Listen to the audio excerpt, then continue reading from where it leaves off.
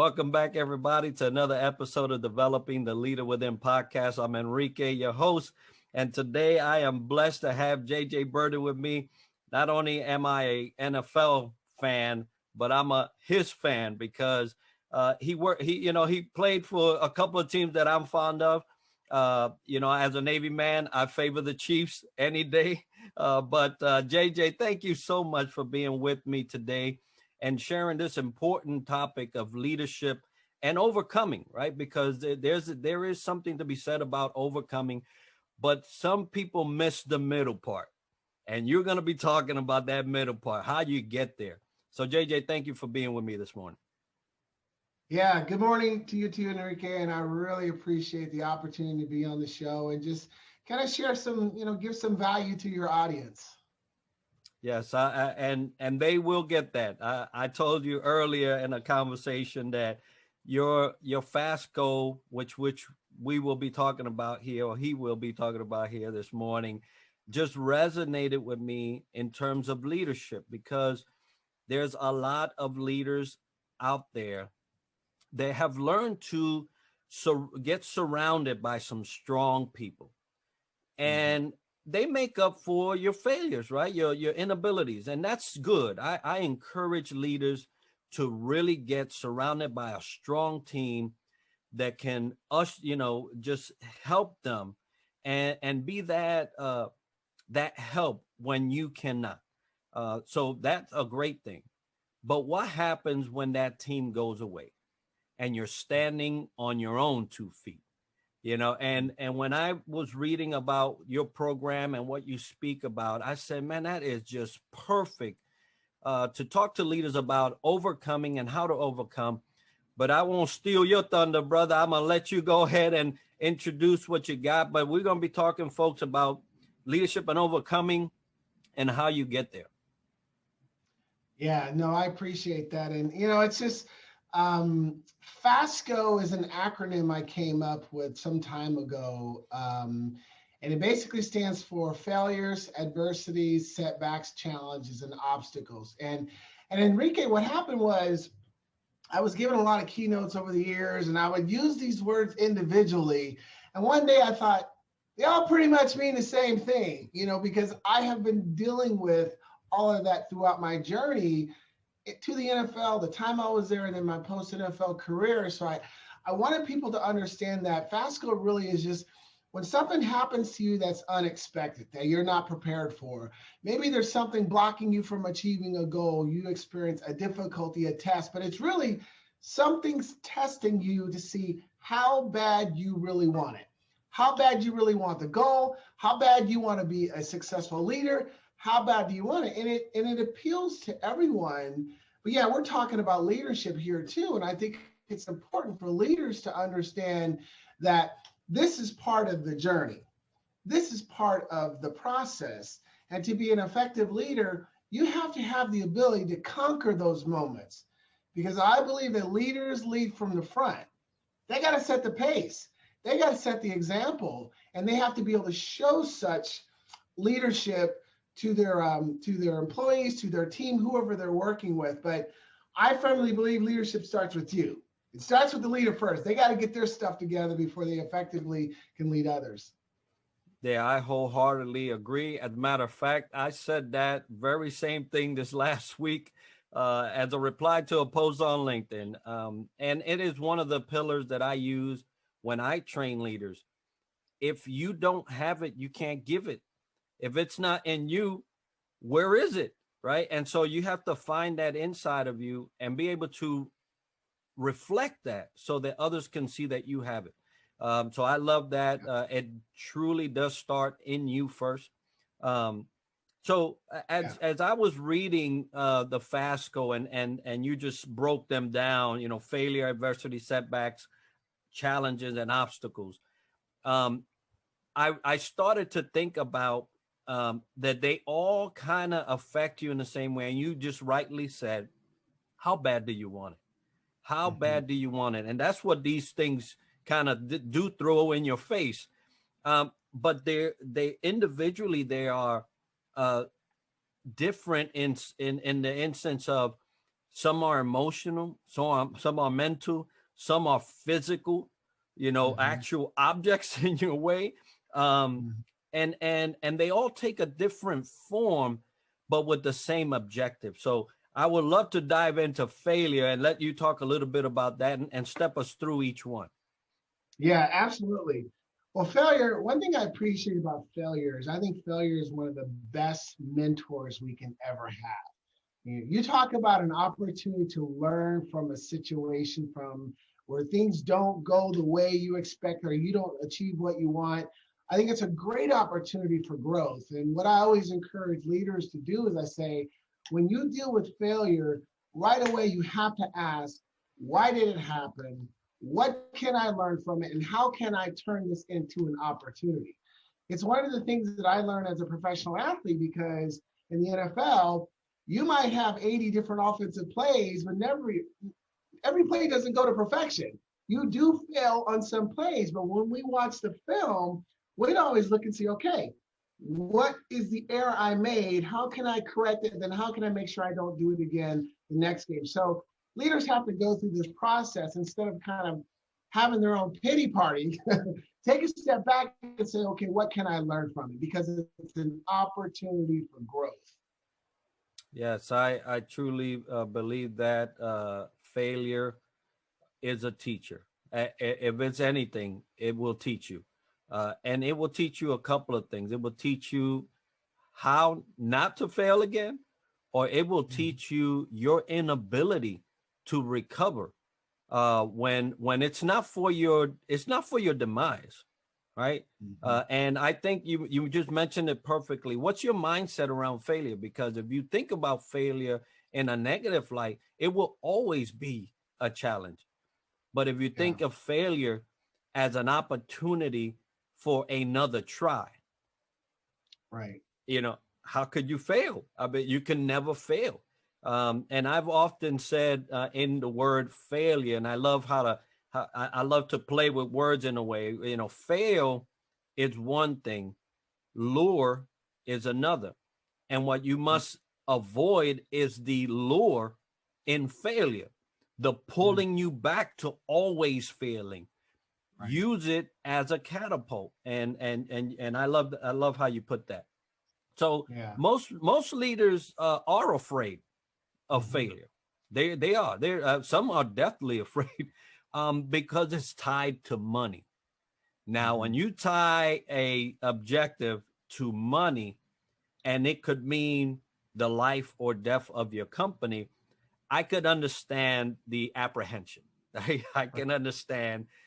I might not want to, but failure is probably one of the least impactful of all the things that you're going to talk about, because I love Yeah. for you to talk about adversity. Adversity that really can get you. Yeah. Adversity really can get you. And I tell you, the way I see adversity is usually when adversity happens, usually it's something that's out of your control. Mhm. You know, adversity can strike in so many different ways from so many different angles, but usually it's something out of your control. So what I try to tell people that when you deal with adversity, you got to focus on control what you can control. What can you control within that situation? Because you probably cannot control what was the main thing that caused the adversity. So focus on what you can control and then move forward with that, because sometimes when adversity hit, we can get so down because of that situation affecting us so negatively that it could take us out of the game. And we should not allow it to do that. That's why I say take a step back, control what you control, and focus on that. I love that. And JJ, look, I love being honest about myself. I love I live a life of truth. Last week I had Dr. Maya Rockemore Cummings on the show. Mm-hmm. uh, I made a mistake, and talk about feeling the pains of adversity. I made a technical, mistake that cost me the video. I love the Mm, video of these shows, but the funny thing is, and as I was saying, adversity can really get you because it started to eat at me that I Mhm. failed in that regard. Um, but there were things that I just couldn't control. It Right. was, they were technical. It wasn't something that that I was controlling, but it was eating at me. Yeah. Well, maybe you're not, you're not, this ain't for you, and all the things that we talk about and I even teach about came at me. And that's what adversity is. It comes at you. Yeah. And its aim is to destroy you from inside out. Yeah. And so I even thought, the man, maybe you should just stop. No joke. I mean, this is happening. And until my wife came, and this is the part about adversity that I love, especially just in my story. Here comes my wife and says, how many times has this happened? No, I mean, okay. This is the first time it's happened. Mhm. Relax. Yeah. and Yeah. she got me grounded, right? Because here we go. And so there were some things that I could change. Right. I sought out Yeah. better technical support, Yeah. which is feeding us, you and I, today. So Yeah. just as an example, a real one that happened to me last week. I'm living it today. Adversity came. I thought all the wrong things. I had a support system. I got the right technical support system, and now Mhm. it's great. It's Yeah. great today. So adversity, though it may come to you, though it may Yeah. seek to wipe you out, just remember, tomorrow's another day. Yeah. Today is great, right? And so thanks for opening up that piece. Let me add something to that because you kind of triggered something that I train on when I talk about this topic. When I was in the NFL, I had this great coach, Marty Schottenheimer, who just recently died a week ago. Yeah, we. Great Mhm. mentor, great coach. Learned so much from him. But one of his teaching points to us was one snap and clear. Because on every offensive play, when the ball snapped, that begins a play. Right. When the play's over, the ref blows a whistle, and he would say, no matter what happened on that play, it's one snap and clear. You have to forget about it because if you don't, it's going to affect you on the next play. So we trained ourselves, Enrique, to be able to do this concept of one snap and clear because sometimes I had some bad plays. I drop a ball or I'd miss assignment, I could not allow that to eat at me because it would affect my performance in the next play. And so that kind of falls in line with what you're sharing. Your wife kind of reminded you, but you one snap and clear, you move forward, you correct it, and you move forward. So that's something that can be applied from a leadership standpoint too, and deal with adversity. I love that. Yeah, that's snap the ball, get in that game, getting that in that actual plan for that time, and Mm-hmm. stick to it.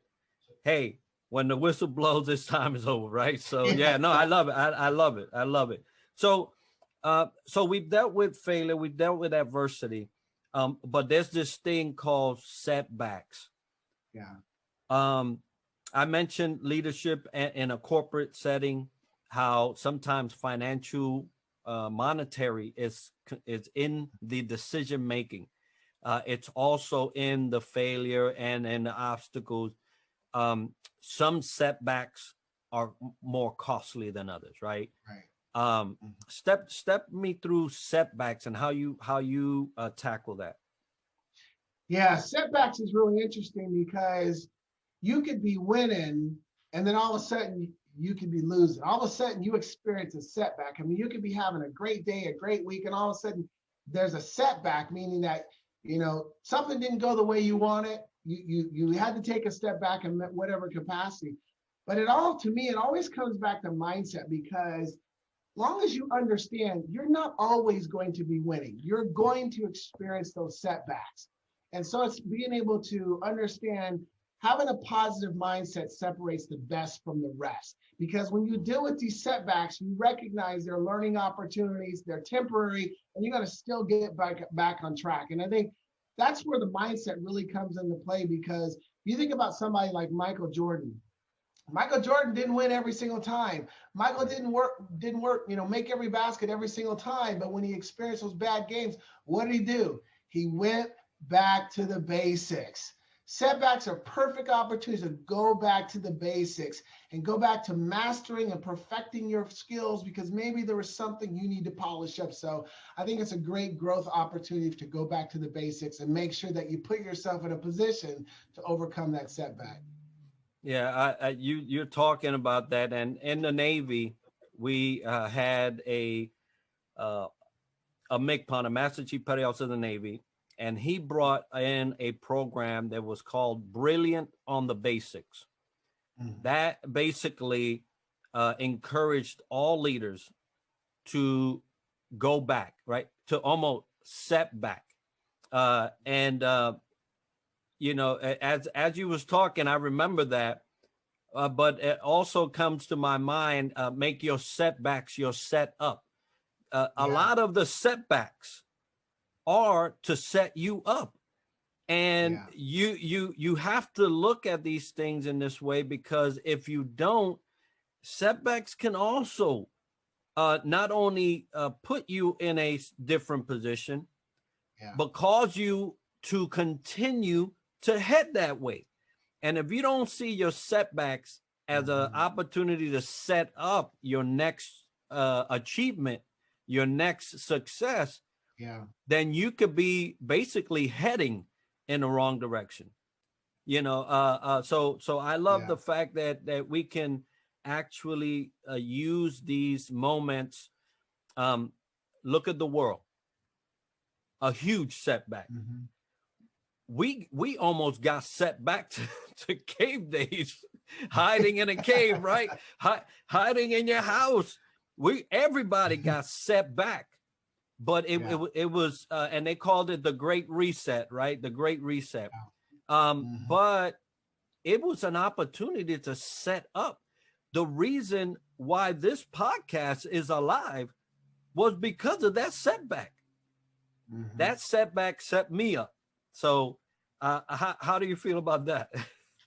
I love that because you just said something that I typically say, but I phrase it differently that setbacks are the perfect opportunities for comebacks. Mm, And as an athlete, because this is the mentality we have to have because we might have a game where we're playing great, we're supposed to win, and all of a sudden, third quarter, we experience a major setback. We're down 2 touchdowns. We had to have the mentality that the game is not over. Now it's time to take our comeback to the next level. And I can't express how many times we were able to do that. And when you relate that today, is like, yeah, last year in 2020, I think we were all kind of caught off guard. We got hit with a major setback, but we know what we're going into in 2021. So there's no reason why 2021 should not be our comeback. The key is, and here's the X factor, and you know this, how hard are you willing to work for it? mm. How much work are you willing to put in to get it done? Because as you know, many people want success. They want that comeback, but not everybody's willing to do what it takes. And that can always be the difference maker. Absolutely. Yeah, I wear my t-shirts, the success to you. It truly is my wish for everyone. But it really boils down to the person, right? It really boils down to how much they want it. So we have setbacks, and we also have challenges. These challenges have different forms as well. They could be actual personal challenges. They could be physical challenges, Mhm. mental, emotional. It just runs the gamut down the list, right? So tell me Yeah. a little bit about challenges, and how do I get past these things?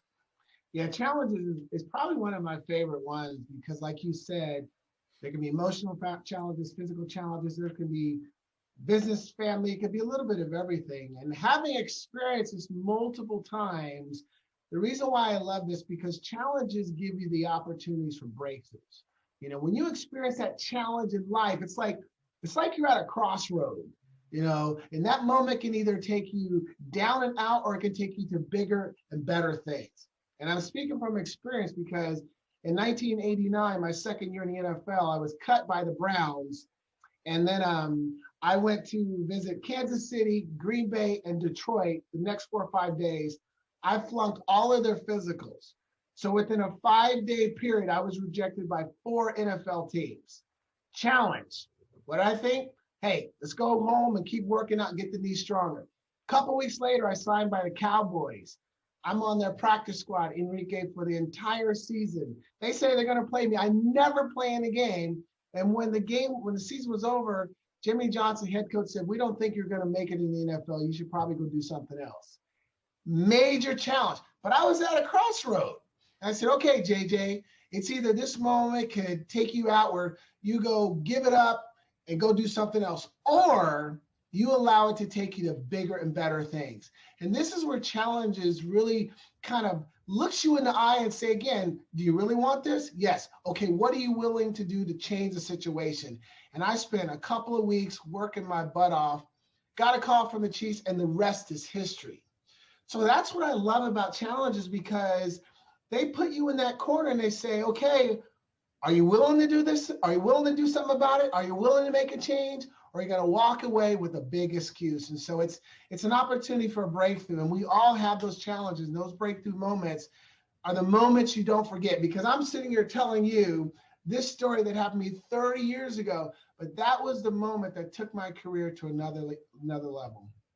Yeah, I love that story. A true descriptor of what challenge really is, but even more, what heart and challenge is.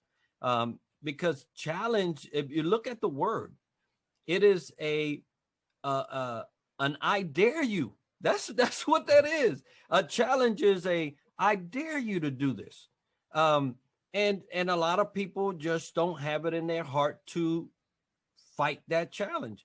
Right. And when that challenge, that piece of whatever it may be, a voice, like, hey, I don't think you're gonna cut it in the NFL. Did he look down the road? Right? No, he didn't. Right? He didn't look down the road. We saw what happened down the road. Yeah. I saw you play. I know what you did. And so uh, that's the beauty of challenge. It's an I dare you. Yeah. I triple dog dare you type of deal.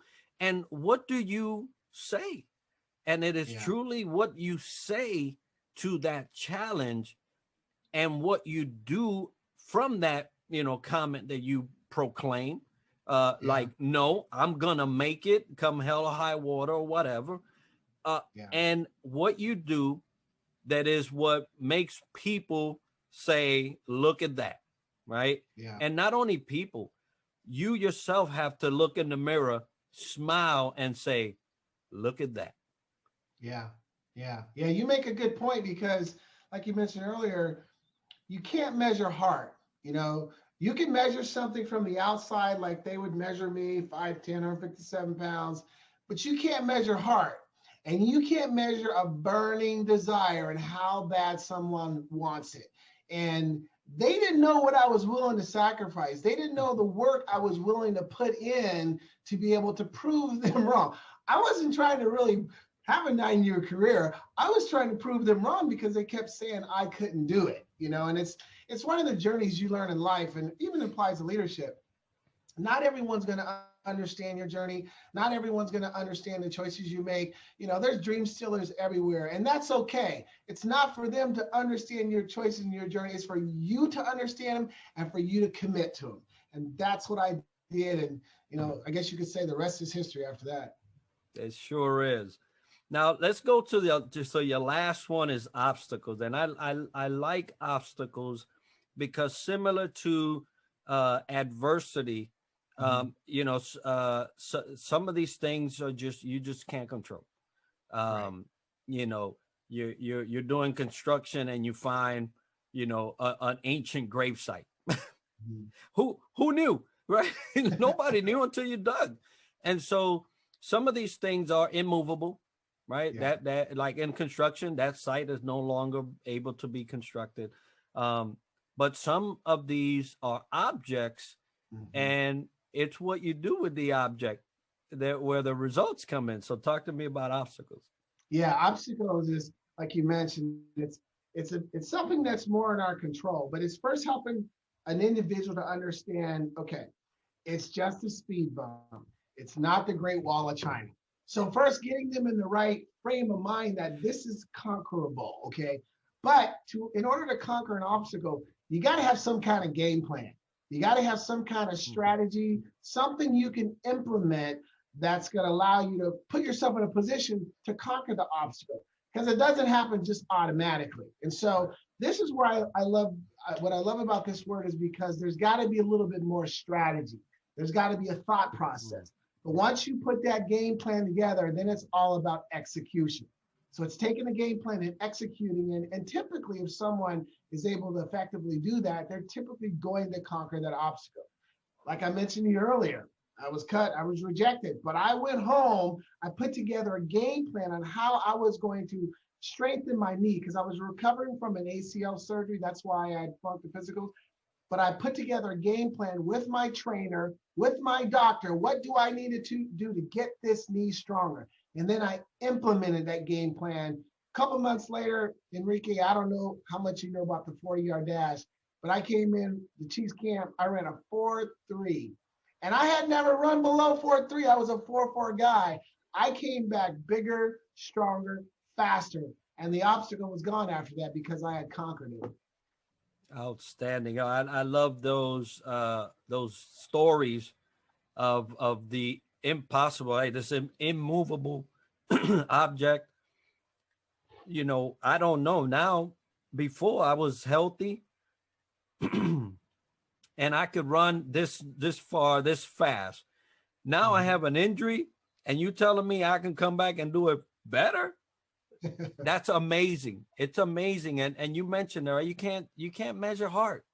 Right. There's this is this one thing that just burns inside of you, and you're gonna do it.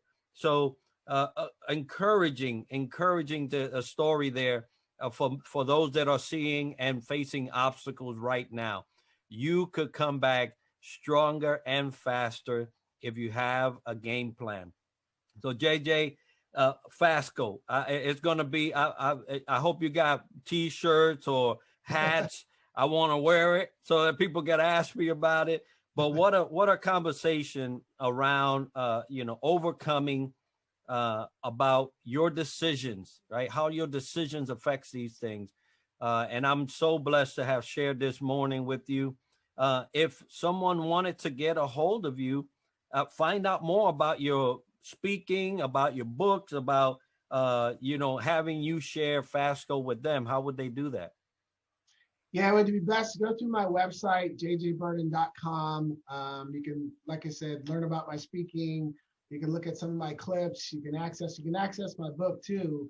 And yeah, it's, as you can tell, it's a topic I'm very passionate about because I've dealt with it myself. And I shared with you before we started that, I played the NFL for 9 years at 5'10", 157 pounds. And the average NFL player's career is less than 2 years. The average NFL player is 6'2", 245. So when I talk about overcoming F.A.S.C.O, dealing with the odds, being the underdog, I know a little something about that. So I'm always willing to share that with companies and leaders and how I can help them raise the bar of their performance. Outstanding. So I'm going to put your website as part of the video so people can get a hold of you. Folks and leaders that are listening out there, failure, adversity, setbacks, challenges, and obstacles is not the end of it. It's not. It's a decision point. And what you have to realize is that to every decision point, there has to be an answer. What is going to be your answer to any one of these subjects that we covered today? And that is what will determine your success down the road. JJ, once again, thank you for being with me, sharing this time and the topic. For all those listening, thank you for being with us. And as we like to close this show, success to you.